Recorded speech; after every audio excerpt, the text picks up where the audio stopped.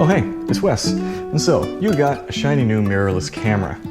And it's got something new you've never used before. It's called a silent shutter. But you have to be careful. You have probably already had a problem.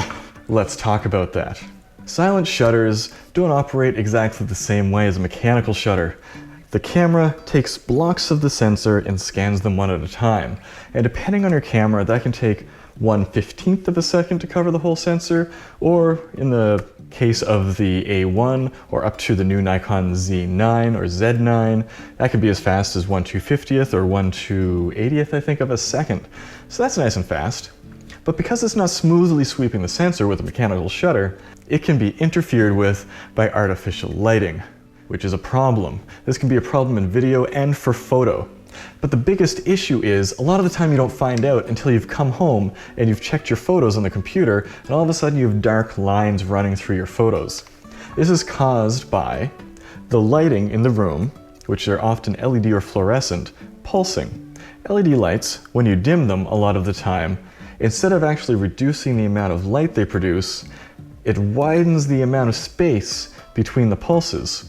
So, at 60 Hertz, which is the speed of our lighting, if there are no capacitors to spread out or even out the power going into LEDs, a lot of cheaper LED lights just turn off and on 60 times a second, which you can't see with the naked eye, but boy is it happening. So with the cheapest LED lights that have no leveling capacitors, they're just pop, pop, pop, pop, pop, pop, flashing like crazy. And then when you turn them down lower, some will start flashing even slower, sometimes to a speed that you can see with the naked eye. And so, when your camera sensor is scanning, but it's way down the sensor, we encounter some problems. If you take a picture on your camera, and then look at the picture and zoom in, a lot of the time you just can't see on the viewfinder in the back of the screen whether or not you're getting those bands. You gotta bring it up on a bigger screen. And so this is incredibly troublesome to people trying to shoot with silent shutters. It can also be troublesome for video. If you're shooting video and the frame rate of the video isn't matching up with the pulsing of the lights, you can get waves of bands moving through your video, or sometimes they're static if they line up perfectly. But there is a way to know 100% whether or not you're going to encounter an issue. And that is by using a high-end or newer smartphone. If you open up your camera app and switch it to slow-mo mode. Some cameras do 120 FPS, but others do 240.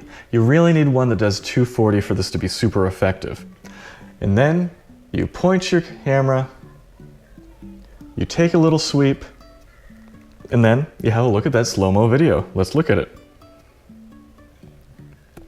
Yep, I can see some blinking of that chandelier there, but then my video light is perfectly solid.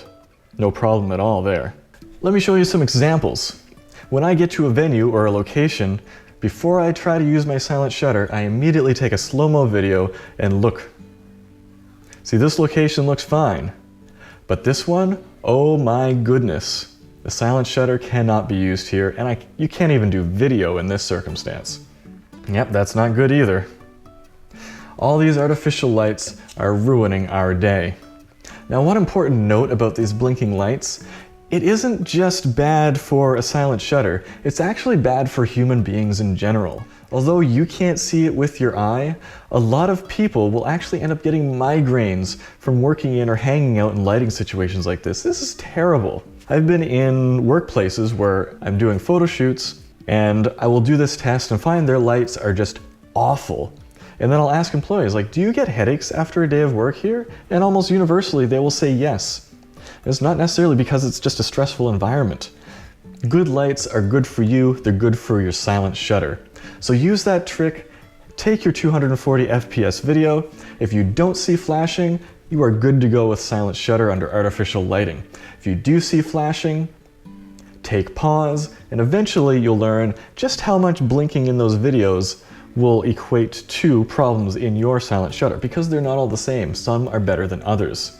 Stuff like the R6, R5, A7 III, A7 IV, The Z6, Z7, their silent shutters aren't amazing and are pretty highly susceptible to blinking lights. Then you get up to something like the A9 and A9 II, very solid, very resistant, but can still get artificial light banding.